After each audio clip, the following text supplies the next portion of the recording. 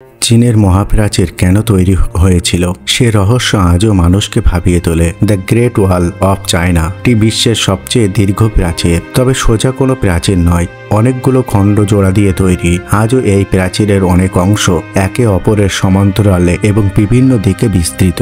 সব খণ্ড একত্রিত করে এই প্রাচীরের মোট দৈর্ঘ্য ২১,১৯৬ কিলোমিটার। তবে এই প্রাচীরের বড় অংশ এবং কিছু অংশ নষ্ট হয়ে গিয়েছে। ১৯৮৫ সালে ইয়াহু উইডং এবং তার দুই বন্ধু প্রথমবার এই প্রাচীরের এক প্রান্ত থেকে আরেক প্রান্ত যাত্রা সম্পন্ন করেছিলেন। এই যাত্রায় তাদের প্রচুর কষ্ট করতে হয়। তাদের সময় লেগেছিল ৫১০ দিন, অর্থাৎ ১৭ মাস। এই তিনজনের পর আর কোনো মানুষ আজ পর্যন্ত এই প্রাচীর পুরোটা পেরোতে পারেনি। চীনের প্রাচীরের রাস্তা রয়েছে উঁচু পাহাড়, খাড়া পাথরে অঞ্চল, শুষ্ক মরুভূমি, বরফে আবৃত এলাকা, নদী, পুকুর ও সমুদ্র। প্রকৃতির নানা রকম দৃশ্যের মধ্যে দিয়ে এই প্রাচীর এমনভাবে এগিয়ে গেছে যে দূর থেকে দেখে মনে হয় যেন তা দুলছে। সম্ভবত এই কারণেই চীনের মানুষ একে পাথরের ড্রাগন বলে, যা বিদেশি আক্রমণ থেকে তাদের রক্ষা করে। চীনের বহু মানুষ বিশ্বাস করেন হাজার হাজার বছর আগে একটি ড্রাগন উড়ে এসে এই প্রাচীরের রাস্তা তৈরি করে দিয়েছিল। আসলে চীনা বিশ্বাস অনুযায়ী ড্রাগন হচ্ছে ঐশ্বরিক শক্তির প্রতীক,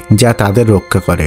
এই প্রাচীর শুধু শত্রুদের হাত থেকেই তাদের রক্ষা করে না, বরং এটি ভালো শাসনের প্রতীক। ড্রাগনের সঙ্গে চীনের মহাপ্রাচীরের সম্পর্ক নিয়ে অনেক কল্পকাহিনী প্রচলিত রয়েছে। কল্পকাহিনীর বাইরে গিয়ে ইতিহাসের দৃষ্টিভঙ্গি থেকে বলা যায় যে ২০০০ বছর আগে চীনের ইতিহাসে মহাপ্রাচীরের নির্মাণ শুরু হয়। সে সময়টিতে চীনের স্যাংডং প্রদেশে মানুষ কৃষিকাজ শুরু করেছিলেন। নদীর জল ব্যবহার করে তাদের জমিতে সেচ দিত। সেই সময় চীনের আশপাশে মঙ্গোলিয়া, মাঞ্চুরিয়া ও ওশিনজিয়াং এর মতো কিছু সাম্রাজ্য ছিল, যাদের মধ্যে বিশেষ করে মঙ্গোলিয়ার উর্বর জমির অভাব ছিল।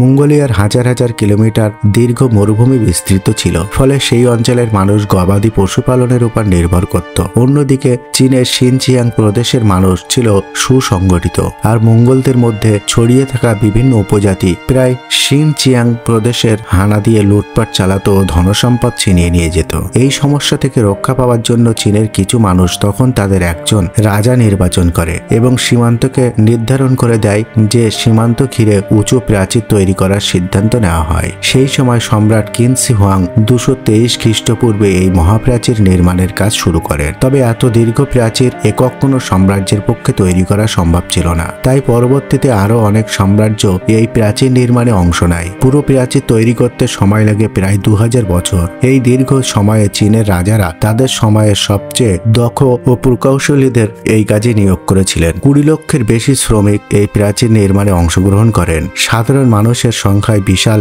নিয়োগ দেওয়া হতো, এমনকি জেলে থাকা বন্দীদের শাস্তি হিসাবে এই প্রাচীর তৈরির কাজে পাঠানো হতো। ৪ বছর যাবৎ তারা এই প্রাচীর তৈরির কাজে নিয়োজিত থাকত।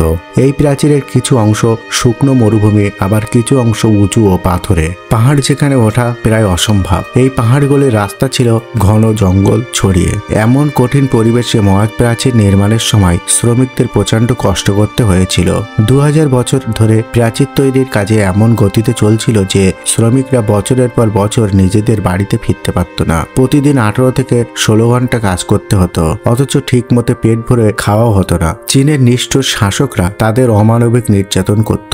বরফ ঠান্ডায় শ্রমিক প্রাচীরের আশেপাশেই ঘুমিয়ে পড়ত, ফলে অনেক ঠান্ডা ও রোগে মারা যেতেন। কেউ কেউ না খেয়েও মারা যেতেন, আবার কেউ কেউ প্রাচীর বানাতে গিয়ে খাদের মধ্যে পড়ে প্রাণ হারাতেন। এই দ্রুত কাজ চলত যে মৃতদের গ্রামে বা শহরের দিকে নিয়ে যাওয়ার সময়ও দেওয়া হতো না, বরং প্রাচীরের পাশেই গর্ত খুঁড়ে তাদের কবর দেওয়া হতো। একটি হিসাব অনুযায়ী চীনের মহাপ্রাচীর তৈরির মূল অংশের কাজ শুরু করেছিল খ্রিস্টপূর্ব ১৮০০ সালে। চীনের মহাপ্রাচীরের নির্মাণে প্রায় ৫ লক্ষ শ্রমিক প্রাণ হারিয়েছিলেন, যাদের দেহ আজও এই প্রাচীরের নিচে বা আশেপাশে কবর দেওয়া আছে। এই কারণে চীনের মহাপ্রাচীরকে বিশ্বের সবচেয়ে বড় কবরস্থান বলা হয় এবং চীনের অনেক মানুষ একে অভিশপ্ত দেওয়াল বলে মনে করে, কারণ এই প্রাচীর তৈরি করতে গিয়ে বহু চীনা সম্রাট তাদের সাম্রাজ্য দেউলিয়া হয়ে গিয়েছে। চীনের মহাপ্রাচীর তৈরি করতে ইটের ব্যবহার করা হয়, যে ইট মাটি দিয়ে তৈরি করা হতো এবং ঘন্টার পর ঘন্টা চুল্লিতে পুড়িয়ে শক্ত করা হতো। তবে এই ইটগুলোর আকার ছিল আজকের ইটের তুলনায় প্রায় ৪ গুণ বড়।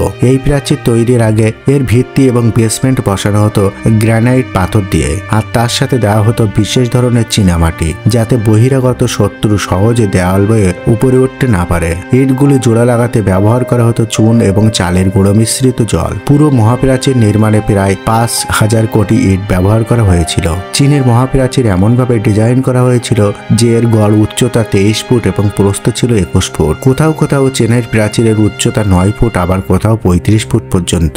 চীনের প্রাচীর তৈরির মূল উদ্দেশ্য ছিল সামরিক সুবিধা, যাতে প্রয়োজনের থেকে একসঙ্গে 10 জন পদাতিক সৈন্য এবং 5 জন অশ্বারোহী সৈন্য একসঙ্গে দৌড়ে শত্রুর হানা প্রতিহত করতে পারে। প্রাচীরের দুই পাশে রেলিংও দেওয়া হয়েছিল, যাতে সেনারা পড়ে না যায়, শত্রুর আক্রমণ থেকে কিছুটা সুরক্ষিত থাকে। প্রাচীরের বিভিন্ন জায়গায় ছোট ছোট ছিদ্র রাখা হয়েছিল এবং সেখানে এমন অস্ত্র বসানো হয়েছিল যেগুলি শত্রুদের উপর গুলি বা সেল ছুড়ে মারতে পারে। আবার কিছু কিছু ছিদ্র দিয়ে তীরও ছোড়া যেত। প্রতি 100 মিটার অন্তর একটি করে উঁচু ওয়াচ টাওয়ার তৈরি করা হয়েছিল। সেখানে 1 জন করে সৈনিক নিয়োজিত থাকতেন।